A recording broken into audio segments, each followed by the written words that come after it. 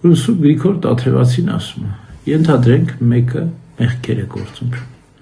մեծամեծ սխալներ, չարիքներ է գործում եւ դրա հետ զուգահեռ նաեւ բարիքներ է գործում,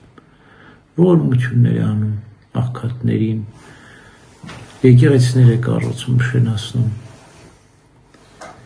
իրեն օգուտ կտա այդ արած բարությունը, անպայման օգուտ կտա իրեն արած բարություն, դա չի նշանակում, որ Աստծո դատաստանը ինքը կարդարանա, չէ, չգիտեք, Աստծո դատաստանը մինչև մարդը չզղջա իր մեղքերի համար, չապաշխարի, չփոխվի, Աստծո դատաստանին քիչ հավանական է, որ արդարանա, բայց իրեն օգուտ է այդ բոլորը, իհարկե օգուտ է, երբ որ մարդը որևէ բարիք չի գործում, միայն չարիք է գործում, ամբողջովին խավարի մեջ է հայտնվում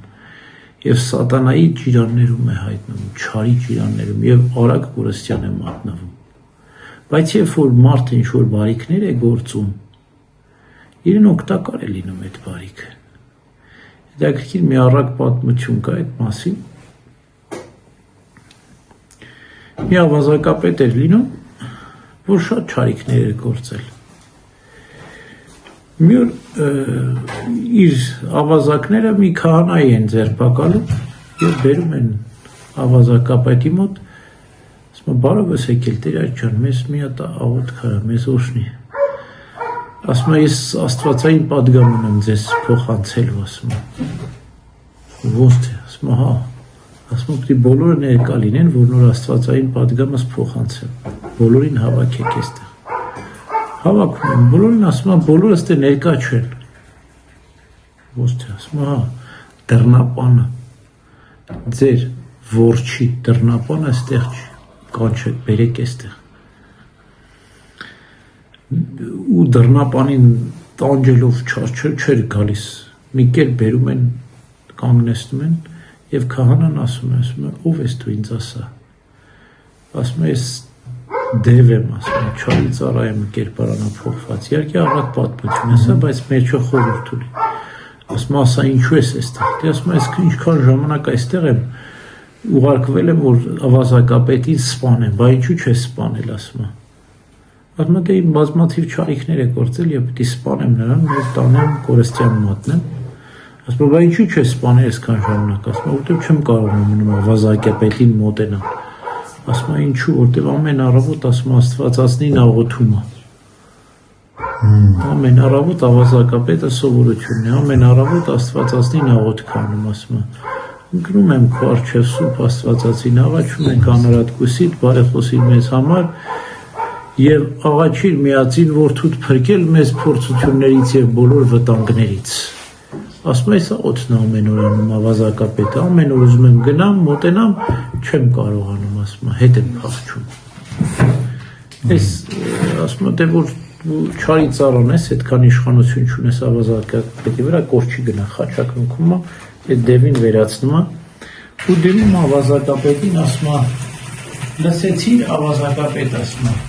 այդ քո մի պարզ հասարակ աղոթքը, ասում է, քեզ փրկեց կորուստից,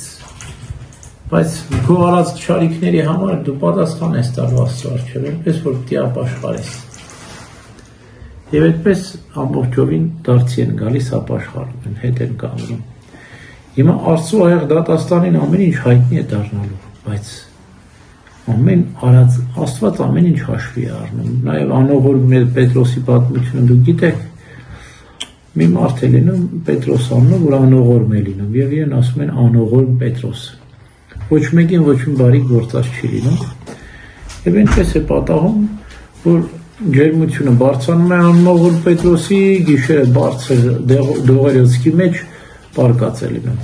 Արդեն այն աշճան, որպի հոգին ավանդեր։ Ու այդ պահի տեսինք է տեսնում,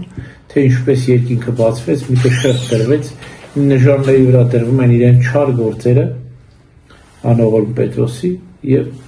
մյուս նժարի վրա պիտի դրվեն բարի գործերը, բայց անողորմ Պետրոսը ոչ մի բարի գործ չուներ։ Բայց նախորդ օրը անողորմ Պետրոսը հացի մի մեծ հացաբուլկեղեն ուներ, մեծ հացաբուլկեղեն ուներ, եւ այդ հացը բարձրազդ գնում է, որ տանի խանութ վաճառի, աղքատները հարձակվում են այդ կառքի վրա, ուզում են հաց վերցնել։ բայց գիտեն, որ ոչ ոք երբեք անողորմ Պետրոսը ոչ ոքի հաց չէր տվել։ Եվ սրանցից մեկը ճարպիկ մի աղքատ գրազ է գալիս մյուսներից, ասում է, ես անողորմ Պետրոսից հաց կվերցնեմ։ Չես կարող, ասում է, անիմաստ բան է։ Ասում է, չէ, ես կվերցնեմ, ասում է, լավ։ Ու գնում կարգի հետևից գոռում է, Պետրոս, սոված եմ հաց տուր, Պետրոս, սոված եմ հաց տուր, այդ աղաս ուսում նախ այդ աղակած, չէ, ինձ հաց տուր, աղաղակում է, գոռում է, Պետրոսը չգիտի ինչ անի, որտեղից մի քար վերցնի, խփի ես աղքատի գլխին, քար չկար,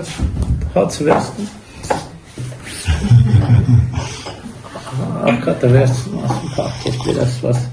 հաց էլ կերա, գրազնել հացեցի։ Եվ հրեշտակը այդ Պետրոսի այդ հացը վերցնում է դնում է նժարի վրա։ Մի կողմը դնում է, մյուս կողմը մեղքերն են, մյուս կողմը բարի գործերը պետք է լինեն։ Տեսնում որ բավականին իջա, բայց դելա դեռ մեղքերը շատ են ասում։ Պետրոս տեսար, ու ակամա այդ արած ողորմությունը հացի քարի փոխարեն հացը քեզ այսքան օգնեց, ասում է, գնա այլևս բարի գործիր։ Արթնանում է Պետրոս ամբողջ փոխվում է։ Գնում ամբողջ ունեցվածքը վաճառում է, տալիս աղքատներին, ինքն իրեն վաճառում է 25 արծաթով, ասում է, ես արժանի չեմ Քրիստոսի գնով վաճառվելու։ Քրիստոսին 30 արծաթով են վաճառել, ես ինձ վաճառում եմ 25 արծաթով ու դառնում է իր գինն է